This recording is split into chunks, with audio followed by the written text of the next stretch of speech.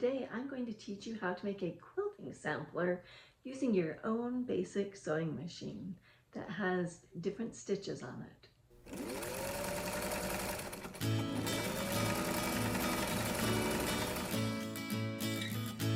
So above me you can see I've got 8 squares that I've made, and on each of them I did different stitches using my own sewing machine. And I'll be taking you step by step, showing you how I'm doing my sampler.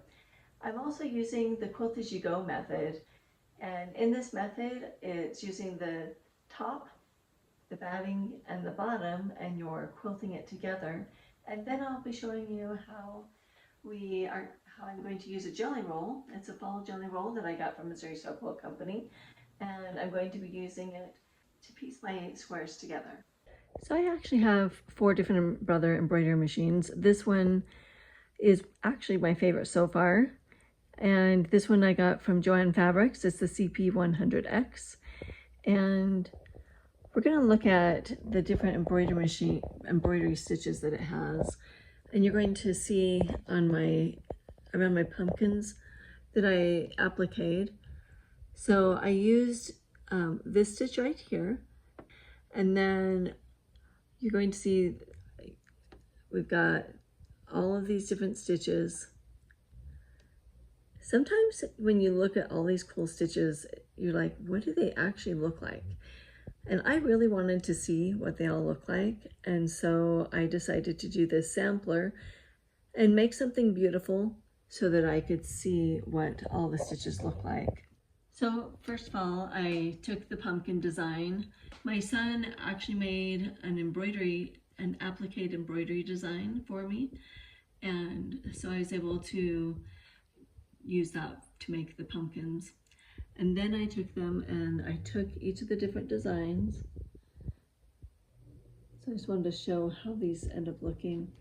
So there's that one. This is on the sewing machine. It has a regular quilted stitch, and it's tiny.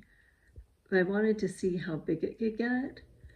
And so you can see that up close I did it small, and then I made it stretch out and get bigger and bigger so I could see how big it would get. And then on this one, so this one right here is just a regular stitch, and I practice quilting by moving the fabric around.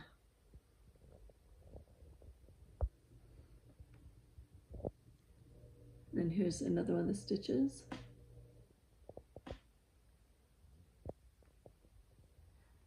And then right up close, this one right here was a little bumblebee. I don't know if you can see it.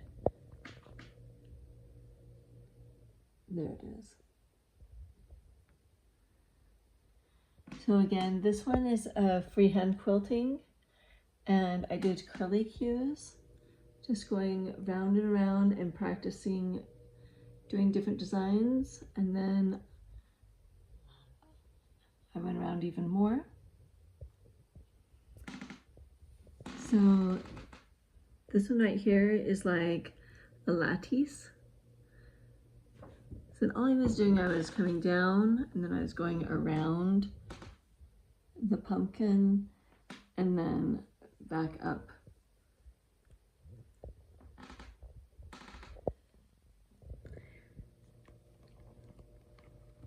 So this one right here, I just started right here on the pumpkin. And this is an actual stitch, and it actually goes around like this. So this is another stitch.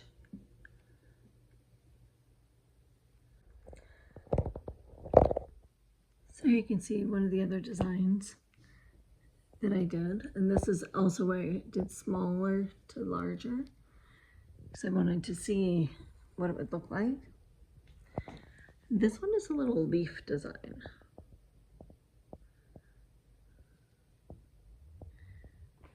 And again, I just went round and round.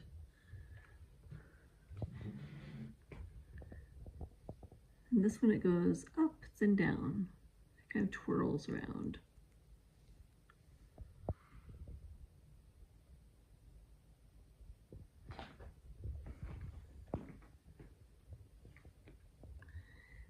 again, this is a butterfly design.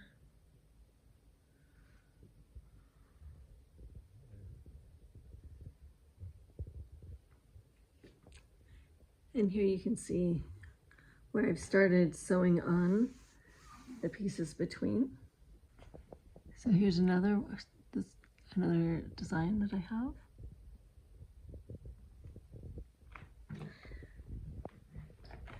So this is where I start after I have my whatever design I'm going to put on. I have it on the center, and then I cut out a piece of batting that is an inch bigger all the way around, and then I have my backing, and I have it the same size as the front, and then I'm going to stick it on the back and I'll pin it together. So for the thread that I'm using embroidery thread that is a shiny, it's a polyester thread, it's Floriani, and I'm using a gold tone so that it will kind of be a fall color and it will look nice. So that's what I'm doing. So I'm going to take one of my next pieces and I'm going to show you how I am able to use my machine for quilting. Okay, so I actually have a big spool of gold, and the number, I know some have asked, it's Floriani PF561 is the color that I've been using to do the embroidery around my pumpkins. So here are my different stitches, and I think what I'm going to work on now, I'm going to do some fall leaves right there. It's number 69 on this particular machine. And the way I change my stitches is I'm going to go up here. I need 69, so I'm going to go up to 6, and then I can do down for 9, so 69, okay? And they have it of 2 inches apart, 2 millimeters I think it is, and then 7 wide. So we're going to see what that looks like as we do it on around the pumpkin. So I'm going to begin right up here, right next to the top of my pumpkin. Just going to put my foot down, and then I'm going to start.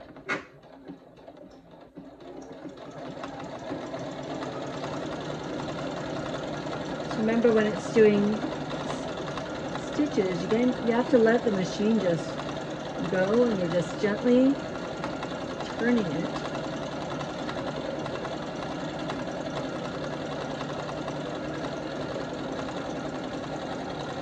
So because I want to go around the pumpkin, my fingertips are going to just very gently turn it around in circles. Because we still want the design to be able to work. If you're pulling it really hard, it's going to ruin the design, and it could hurt your machine too. Because it's going to be moving it back and forth to make the design. So your real job is just making it go where you want it to go.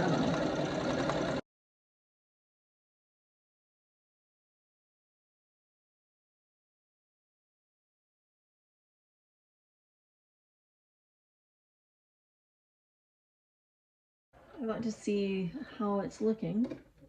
See if I want to change anything on it. So we'll trim all these strings off.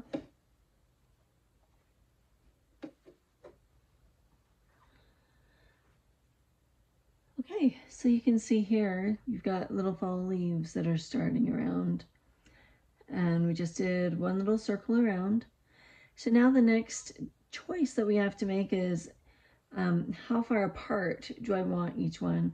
What I've been doing is I've been putting my foot the edge of my foot right on the edge of where the design is, and then going further from there.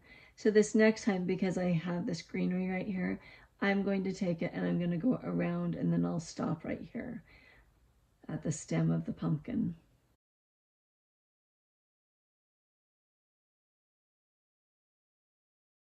Okay, so here you can see my pumpkin, and I've gone all the way around, and you can see the little leaves right here. They're kind of fun. So that's why I'm doing a quilting sampler, so that I can actually see what my stitches look like, because it's really hard to visualize these little pictures that they've put on the sewing machine. What is it actually going to look like on my fabric? The other thing that I did is I used a plain fabric so that the stitch would really pop. So I didn't want some busy fabric behind. Like, you can see the back. I mean, yeah, you can see the design a little bit, but, and I did use white on the back because I did want it to stand out.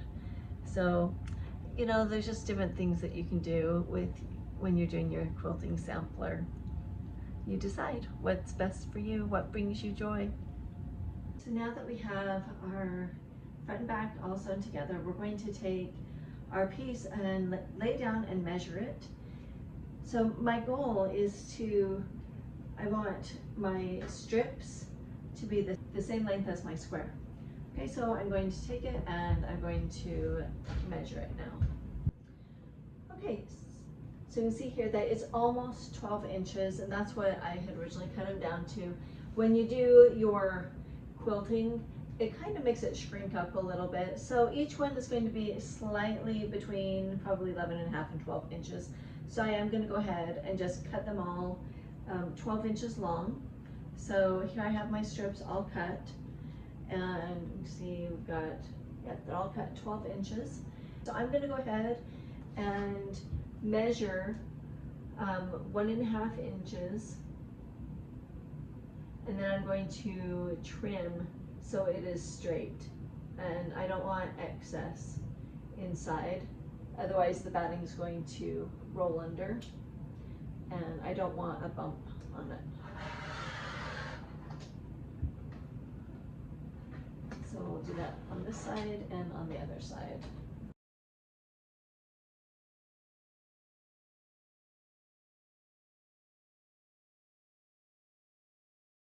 Okay, so I've got it all trimmed up. Okay, now that we have it all trimmed up, these are 2 new pieces. We're going to take our next strip and we're going to line it up with the top. Okay, we're just going to do it on this side.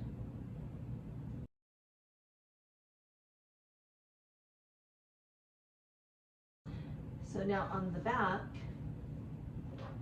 we're going to do the same thing. We're going to take another strip,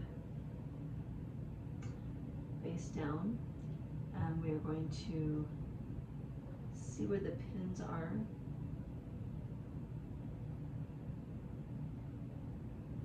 So we're going to try and line it up so it's the same as the front, even though it may not line up exactly the same.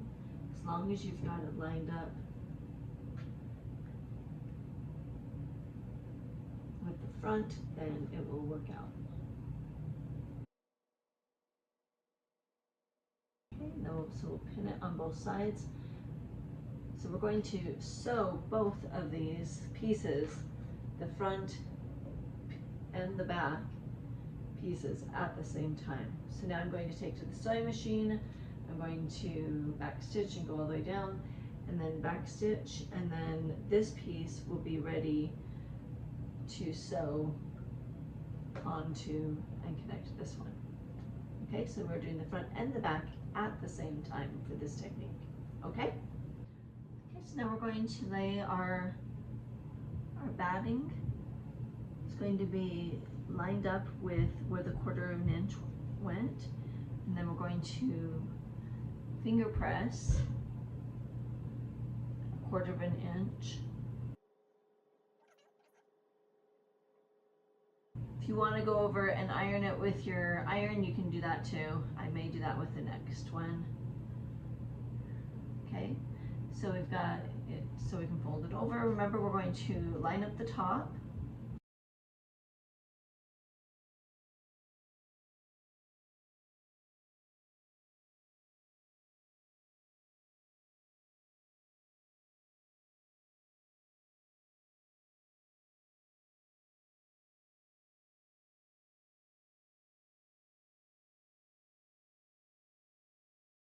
Okay, Now I'll just trim my ends. I've gone over it again. And we've got two together.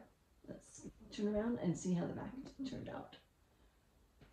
That looks pretty nice. Now we're just going to continue. We just add on the next piece. And when I get all done, I'll show you how it all looks. So as I've been adding on my different pieces, I have come to find that when I get done, that it's going to be easier to actually iron the strips between. I'm starting here and then I'm going out and then turning it over and doing it on the back also. So, and then after that, then I'm going to fold in my pieces the 1/4 inch. It's just making it a lot easier to do it ironed. And then I go and I add on my next piece, and it just makes it a lot faster. So now I've finished sewing each of the rows, and that's what we're going to do next, is sew the strips on, connecting the top and the bottom, and I'll be doing it the same of doing the front and the back at the same time, so that it'll all complete. This middle ones will all be completed at the same time. And then after that, we'll just have the border that I'm going to be putting on. So here we have the center of the quilt that I'm making, the pumpkin quilt. And next I'm going to be putting on the 6-inch border. So I'm going to go ahead and do that, and then I'll show you what it looks like. Here what I did is I took 6 inches of fabric, and I did the front and the batting, and then I did the leaf stitch like I did before, and I just went up and down along it. It's just a really, really simple stitch so that I could get a little bit of quilting in. And then once I had that done, I did it face down with the top 2 layers, and then I did the same fabric for the back, 6 inches, and I laid it face down pointing towards the back. And then I did the same thing that we did before, where I sewed it all together at once. Once it was done, I ironed it on this side and ironed it on the other, and now I have pinned it together just to keep them together. And now I'm going to go ahead and cut my binding, and I'm going to go ahead and cut the binding 2.5 inches, 2.5 inch strips. I'm going to measure all the way around, and then I'm going to go ahead and sew the binding on, and you can go check out some of my other video that I have that shows the binding. And I will come back and I'll show you what it looks like when it's all done. So here we have our finished quilt. I did end up doing the 6-inch border, and then I found a really pretty variegated blue and brown and orange fabric from Missouri Star Quilt Company, and I made my little border out of it, my binding, excuse me, and it brought in all the different colors. That was so neat. I just love that fabric that I found. And so here you have it. So thank you again for joining me on Creating Joy, and I will see you next week.